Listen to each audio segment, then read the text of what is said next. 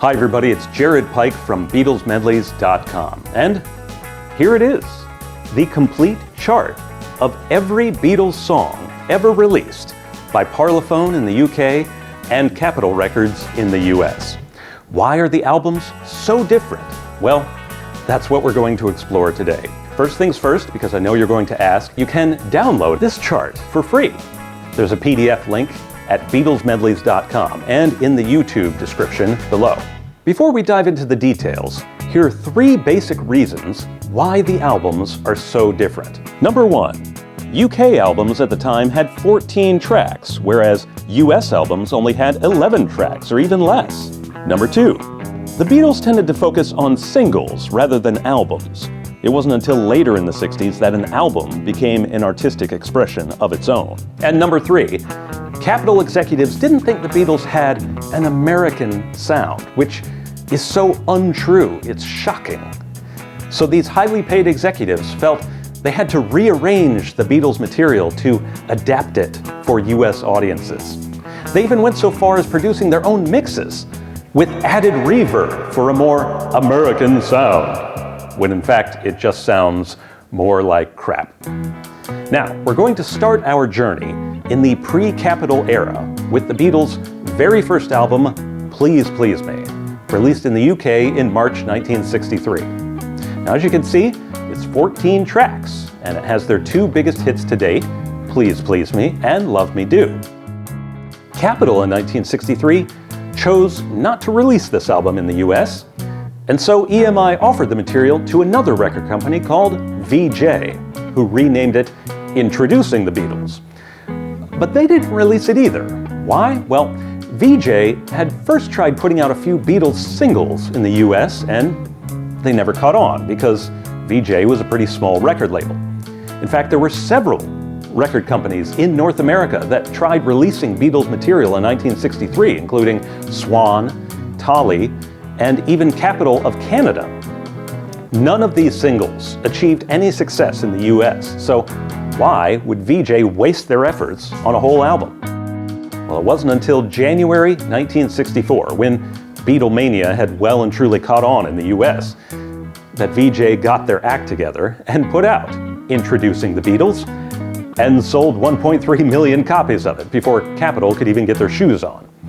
In fact, by this time, Capitol and VJ were embroiled in a legal battle, and as part of the settlement, VJ basically got 10 months free reign. 10 months to make hay out of these 14 tracks before they reverted back to Capitol, and boy did they. They put out albums, they put out singles, they put out EPs, they put out compilations, they put out The Beatles versus the Four Seasons, they put out The Beatles and Frank Ifield, and on and on and on and on and on, before their contract finally expired in October of 1964. And wouldn't you know it, without any more Beatles material, VJ went bankrupt the next year. But Capitol didn't, and as soon as they regained the rights to those early tracks, they did indeed put out their own truncated version of this album called The Early Beatles. That's the big swoopy thing you see at the top of this chart. So let's go back to January 1964, which is 1 month before Ed Sullivan. And let's put ourselves in the shoes of Capitol executives. We know that the one Beatles single we've put out, I Want to Hold Your Hand, has been selling like hotcakes. But we're still unsure if US fans will shell out the money to buy a whole album of these mop tops. So if we put out an album in the US, it should probably start with the one song we know is a success, I Want to Hold Your Hand. And the B-side, I Saw Her Standing There, let's make that track 2. And since we have the rights to the UK B-side, This Boy, we might as well make that track 3. So there's tracks 1, 2, and 3 of our US Beatles album. As for the rest of the album, well, we can basically just copy and paste from the UK album with the Beatles, including the cover art. But you know what? Let's tint it blue, because black and white is kind of depressing and old, and American kids want something flashy and new and exciting. So there we have it, folks, the first American album, Meet the Beatles. And As you're no doubt aware, it was a huge success. And the Beatles' appearance on Ed Sullivan only made their US fans even more rabid for Beatles material. "We want more! Give us more Beatles!" they cried out. "Anything! Give us anything!" So, Capitol are now scrambling to put out a quick follow-up. Remember how UK albums have 14 tracks and US albums only have 11? Well, that means that a lot of With the Beatles was left behind. So, let's grab the leftovers, which all happen to be covers of American R&B songs. Please, Mr. Postman, Roll Over Beethoven, You Really Got a Hold on Me, Devil in Her Heart, and Money. Well, shoot, we're halfway there. But, you know, we really should have some original Beatles material on there as well. I wonder what we can steal from the singles they've put out. Well, we'd be nuts to overlook their biggest single from 1963, She Loves You. So, let's put that on there, along with the B-side, I'll Get You. And we still don't have the rights to From Me to You, but we can use the B-side, which is Thank You Girl. That brings us up to 8 tracks so far. What else you got? Well, in the UK, the Beatles had recorded an EP called Long Tall Sally. EP, by the way, stands for Extended Play, which is basically 4 songs. It offered more material than a single, but it was cheaper than a full 14-song LP, or long-playing record. Now, it's well known that the Beatles wanted to give their UK fans good value for money. So, a lot of their hit songs were only released as singles or EPs.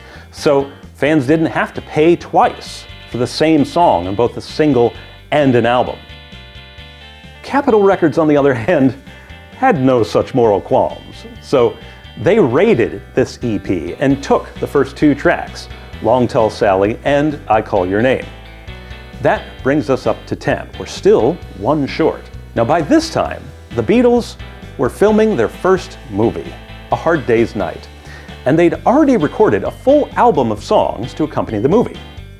In the UK, Parlophone had already released the first of these songs as a single, Can't Buy Me Love, with You Can't Do That as the B-side. So Capitol grabbed You Can't Do That and wedged it into the middle of their record. So that makes 11 tracks on the Beatles' second album in the US, which the executives cleverly called the Beatles' second album. American ingenuity in action. Let's talk about A Hard Day's Night. United Artists, who produced the movie, had made a backdoor deal with Brian Epstein. They said, "We'll produce your movie so long as you allow our record company to put out a soundtrack album in the US," which was brilliant. It allowed them to totally sidestep Capitol and cash in themselves on the phenomenon by putting out their own Beatles album. As you may guess, this infuriated Capitol, but they quickly got over it because they learned that by padding a soundtrack album with instrumentals, they could redistribute the leftover album tracks from the UK and repackage them as something new from the Beatles, which coincidentally came out the same time as the movie. Who knew? Now, these tracks weren't enough to fill out an album, so they also grabbed the 2 remaining tracks off of that EP, Slow Down and Matchbox. And for some reason, they also added I Wanna Hold Your Hand, but in German? Komm, gib mir deine Hand? And that wasn't the only trick they turned. A few months later, Capitol put out a documentary album called The Beatles Story, which was a double album of radio interviews, sound clips, and a pretty cheesy third-person narrator. Kinda like me. Now, Parlophone never released an official Beatle documentary. They didn't need to, because the European press had already put the Beatles through the ringer in every possible way. But Capitol did, and this album actually became a gold-selling album in the US. Which brings us to December 1964. Yes, we're still in 1964. In fact, the entire top half of this chart is just 1 year, 1964, which shows you how incredibly productive the Beatles were. And you can tell by looking at the cover of their next UK album, Beatles for Sale, they were exhausted. They just couldn't churn out this material fast enough. So this album, half of it is cover songs. But you'd think by this point that Capitol would realize anything you put out by the Beatles is going to be a hit. So why mess with it? Why not just take Beatles for Sale and release it as is in the US? Nope, can't do that. We've got to put our American touch on it. Well, they did take side 1 pretty much as is, and a few of the songs from side 2, but they couldn't resist cashing in twice on the Beatles' Christmas single, I Feel Fine, and its B-side, She's a Woman. And hey, we still have one song left over from A Hard Day's Night that we didn't put out, so I'll Be Back came over as well. And this American album called Beatles 65 is now complete. Honestly, whoever's naming these things, you're fired, okay? It's horrible. Now we turn the calendar to 1965, and the Beatles had agreed to star in another movie called Help. But if you think Capitol is going to sit around until summer before releasing another Beatles album, well, you don't know Capitol. They already had 6 songs in the can from Beatles for Sale, so we're pretty much halfway to a new album already. They took a few advance originals from Help, such as You Like Me Too Much and Tell Me What You See. And just like last year, the Beatles had already put out an advance single from their upcoming movie. In this case, the single was Ticket to Ride. So Capitol grabbed the B-side of that, Yes It Is. But that's still only 9 songs, and we need 2 more to round out this impromptu assemblage of a new US album. So now we come to the ultimate outliers, Bad Boy and Dizzy Miss Lizzy. This is the only instance in Beatles history where Capitol Records specifically requested the Beatles to record new material for the American market. And the boys were very gracious to lay down these 2 rocking covers of Larry Williams R&B tunes. Capitol were thrilled, of course, and they put both of them on their new US album. But Parlophone only took Dizzy Miss Lizzy, which means that Bad Boy is the rare Beatles track that American audiences received, but UK audiences did not. And by the way, what did the geniuses at Capitol call this 6th US album? Beatles VI. Great. That's just great. Now, let's talk about Help. In the UK, it was a full 14-song LP. But Capitol had learned their lesson from United Artists that if you only put out the songs that appear in the film and pad the soundtrack album with instrumentals, then you can repackage the remaining songs into other sellable product. And boy, did they. These Help tracks were spread out over 4, count them, 4 US albums. Now, in December of '65, Rubber Soul came out in the UK, which you, scholars of Beatles history, likely think of as the demarcation point between the lovable Mop Tops and the more experimental later Beatles. So for those of you who love this album, cover your ears, because the Capitol version is really weird. It doesn't start with Drive My Car. It starts with I've Just Seen a Face, which is an acoustic track off of Help. They also took another acoustic Help track, It's Only Love. And 4 of the UK tracks were left off the album entirely. Now, my best guess about the US Rubber Soul is that Capitol must have wanted to make this more of an acoustic, folky, Bob Dylan style album, which they assumed was the popular genre of the moment. They even messed with the color of the words, Rubber Soul, from orange to brown. I mean, really, nothing says folk music like brown. Which brings us to the most butchered of all the US albums, Yesterday and Today. In fact, the original cover of Yesterday and Today featured the Beatles dressed up as butchers. So let's look at this monstrosity of an album. It's got the 4 holdover tracks from Rubber Soul. It's got 2 tracks from Help, Act Naturally and Yesterday. It's got the double A-sides of the latest single, We Can Work It Out and Day Tripper. But that's still only 8 songs, and we need 11. So Capitol asked Parlophone, hey, can we steal some of the tracks you guys are working on for Revolver? And they did. So they stole I'm Only Sleeping, And Your Bird Can Sing, and Dr. Robert. So American kids heard these songs months before they came out in the UK. And there you have it, yesterday and today. But not tomorrow, because tomorrow never knows. Speaking of which, Revolver was the next UK Beatles album, the only one to come out in 1966. And wonder of wonders, they pretty much carried it directly over to the US, cover art and all, except missing the 3 tracks they'd already stolen for Yesterday and Today. So the US Revolver is basically a truncated version of the UK Revolver, which means, happily, we are approaching the singularity. But we're not there quite yet. In 1967, the Beatles released Sgt. Pepper's Lonely Hearts Club Band, which was a landmark in many ways. Most importantly for our purposes, it was the first Beatles album released identically worldwide. Except it wasn't. The UK version has a hidden track called Sgt. Pepper's Inner Groove, which is a 2-second collage of nonsense sounds and voices that repeated endlessly in the run-out groove at the end of the record. Now, US audiences never heard this in-joke until it came out on CD in 1987. And that's not the only difference. In fact, many Sgt. Pepper tracks were banned around the world because they allegedly had drug references.